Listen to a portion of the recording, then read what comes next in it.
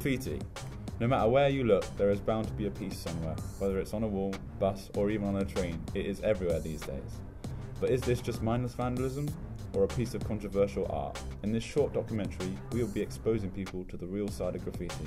We started by asking people in Nelson Street in Bristol what were their opinions on graffiti. Definitely art, definitely art. Carry on doing it. It's the best thing ever, mate. Graffiti is art because it is. It's called street art. So I'm quite open-minded about it. We were just saying on our way up actually most of it's really good, so we quite like it. I think it's self-expression at the best, really. Like you got to express yourself, so if you want to do it through that, so do it, yeah. After finding out the opinions of people in Nelson Street, we went to our local college to talk to 2 lecturers to see if they had a different view on graffiti than the general public. Yes, anything that involves creativity, mark making, responding to the environment as an outlet, as a thing that can enrich the environment is an art form. Yeah. I consider it to be art in its purest form, really, in its purest form. But I do believe that there's a bastardisation of graffiti, a kind of almost like a glibness that creeps in of somebody calling something graffiti which has been set out to do another job rather than what the job of graffiti really is, which is kind of get up and scream in its first instance. Hello, I'm here, I'm alive, it's me. And I think when you view graffiti on that level, then I think it's an amazingly wonderful, incredible thing.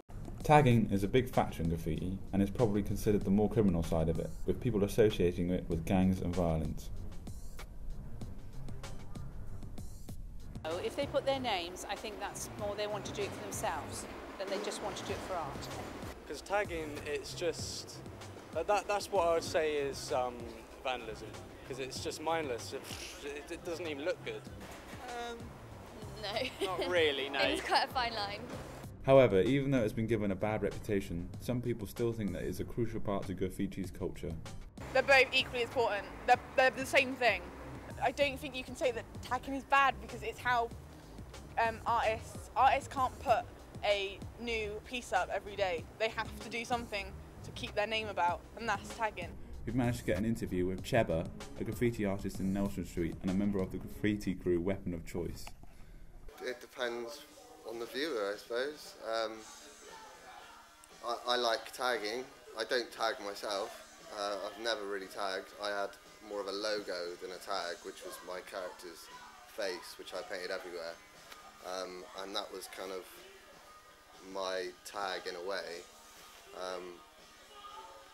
I couldn't say whether I prefer tagging or not. I think tagging's sort of the skeleton to every graffiti artist. Every graffiti artist has a tag and starts out with something like that and then builds on it and kind of works around it and tears it apart. And, so I think it's vitally important.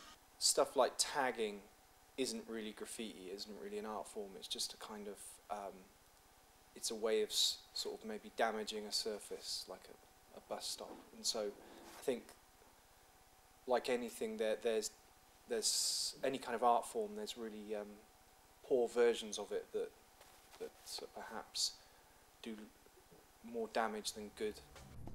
Banksy is a key feature in graffiti culture and is changing people's views on the whole aspect of street art for the good. With his pieces selling for thousands all over the world, Banksy is helping shape the views of skeptics and helping people understand the true meaning of graffiti and that it is art.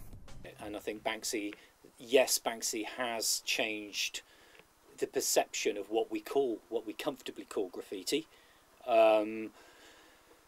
And maybe people think differently about maybe what else exists, and possibly rather than seeing it as a mess, seeing it as possibly something else.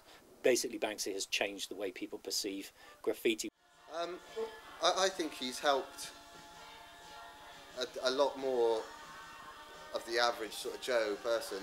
A lot of people that weren't into graffiti before, I think he's opened it up to a whole other group of people with the way that he's played the media, and like as soon as he does a piece he'd email lots of newspapers and that sort of thing, and he gets it much more into the public eye, and he kind of puts an angle on it that anyone can laugh at, anyone can get it, like builders can laugh at it, old women can laugh at it, to little children, everyone can kind of get it, and I think he has pushed it a lot more into the limelight, which has helped a lot of writers to sell their work as well, so I think he's done good things, really. He's a good vehicle for the media and then for the masses, just like a pop band might be a good vehicle for a certain type of music or a certain type of pop. Whether or not I think he's a good example of graffiti is a different question altogether.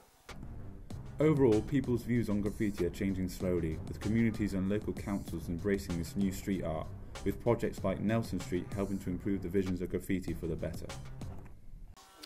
See No Evil was an event that the council, Mike Bennett, Inky and us, Weapon of Choice, helped run down on Nelson Street.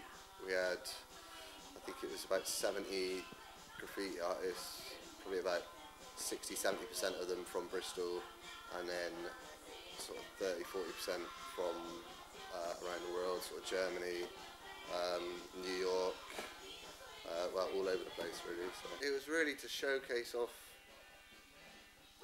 Bristol talent really, and to bring people to the city and to inspire people really. It was an idea that Mike Bennett had, who works for Destination Bristol, and his job is to bring people into Bristol basically. And originally he spoke to the council and they kind of just weren't really into it, and he kept trying various ways to win them over, and they weren't having any of it, and he said, right, we need 80 grand basically, and he gave up 40 grand of his own wages, and then the council then matched that, so there was 80 grand, which was what was needed, and then he really believed in the project basically, so he put 40 grand of his own money into the project, which made it all happen basically. Graffiti, whether you like it or not, is a growing phenomenon and is undoubtedly one of the more exciting aspects of art and culture today.